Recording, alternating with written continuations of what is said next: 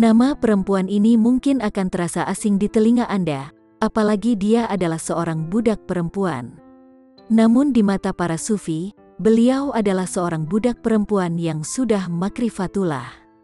Begitu taatnya kepada Allah, akhirnya Tuhfah dianggap gila oleh majikannya. Sehingga, ia dimasukkan di rumah sakit jiwa. Tiba-tiba seorang sufi ingin menebusnya, tapi majikan Tuhfah yang semula menjual harga tinggi, akhirnya malah membebaskannya.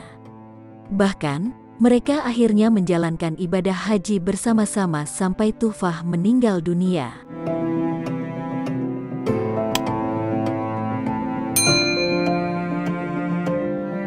Budak yang seorang sufi wanita.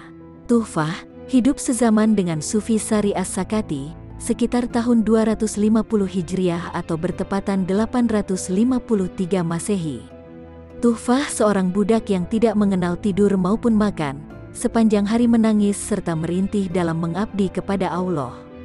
Akhirnya ketika keadaan sudah demikian gawat untuk ditangani keluarga majikannya, mereka pun mengirim ke rumah sakit jiwa.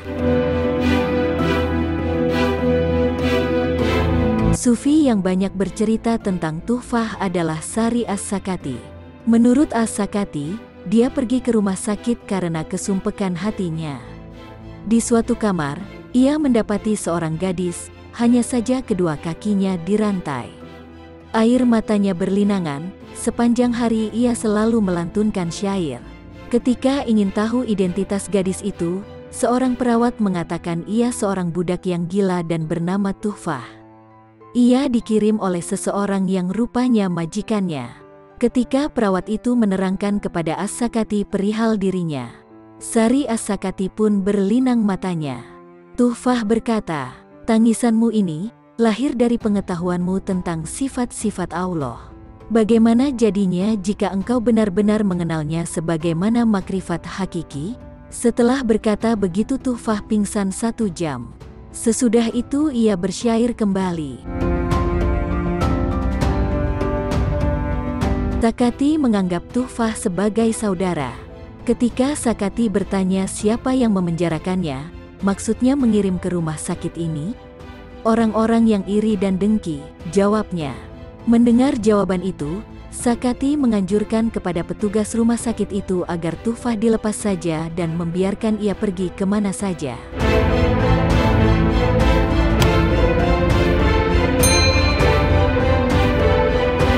Mendadak seseorang muncul di rumah sakit. Menurut seorang perawat, dia adalah majikan Tuhfah. Ada yang memberitahu kalau budaknya yang gila itu sudah bersama As-Sakati, seorang syaikh. Ia sangat gembira dan mengatakan barangkali sufi yang datang itu bisa menyembuhkan budaknya. Ia mengaku bahwa dirinya yang mengirim ke rumah sakit. Seluruh hartanya sudah ludes untuk membiayai pengobatannya. Katanya budak itu dibeli dengan harga 20.000 dirham.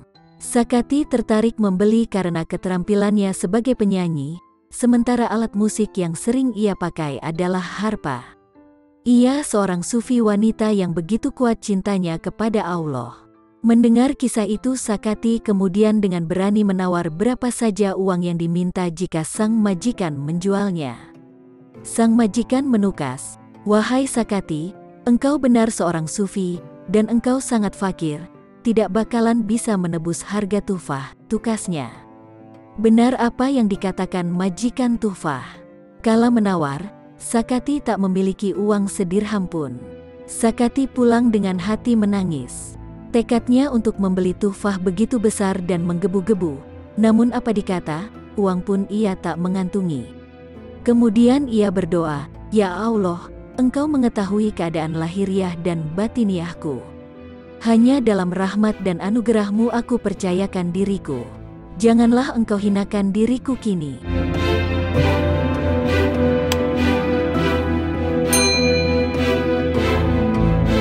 Selesai berdoa tiba-tiba pintu diketuk orang. Sakati pun membuka pintu. Didapati seseorang yang mengaku bernama Ahmad Musni dengan membawa 4 orang budak yang memanggul pundi-pundi. Musni mendengar suara gaib, agar ia membawa 5 pundi-pundi ke rumah Sari As-Sakati, supaya sufi fakir itu memperoleh kebahagiaan untuk membeli Tuhfah. Itulah salah satu karomah yang dimiliki As-Sakati. Mendengar cerita Musni itu, Sakati langsung sujud syukur, dilanjutkan dengan salat malam, dan bangun sampai pagi. Ketika matahari sepenggalah, Sakati mengajak Musni ke rumah sakit. Majikan Tuhfah yang mengejeknya itu sudah berada di rumah sakit lebih dahulu. Ketika hendak dibayar berapa saja harga yang diminta, majikan itu malah mengelak. "Tidak tuan, sekiranya Anda memberiku seluruh dunia ini untuk membelinya, aku tidak mau menerimanya. Aku telah membebaskan Tuhfah. Ia benar-benar bebas untuk mengikuti kehendak Allah," tuturnya. Mendengar kata-kata majikan itu, Ahmad Musni yang memberi Sakati 5 pundi-pundi ikut menangis. Musni menangis karena terharu kepada majikan itu yang sudah meninggalkan duniawi, melepaskan hartanya seperti dirinya juga.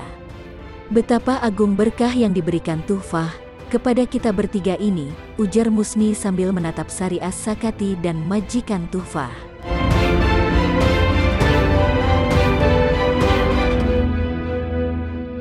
Ketiga orang itu pun kini berperilaku seperti sufi. Ketiganya pergi haji ke Makkah. Dalam perjalanan Baghdad-Makkah, Musni meninggal dunia. Ketika sampai di Baitullah dan keduanya tawaf, ketika Sakati memberitahu bahwa Musni sudah meninggal, Tuhfah berkomentar, "Di surga ia akan menjadi tetanggaku, belum ada seorang pun yang melihat nikmat yang diberikan kepadanya." Ketika Sakati memberitahu bahwa majikannya juga melaksanakan haji bersamanya, Tuhfah hanya berdoa sebentar, sesudah itu ia roboh di samping Ka'bah. Ketika majikannya datang dan melihat Tuhfah sudah tak bernyawa, ia sangat sedih dan roboh di sampingnya.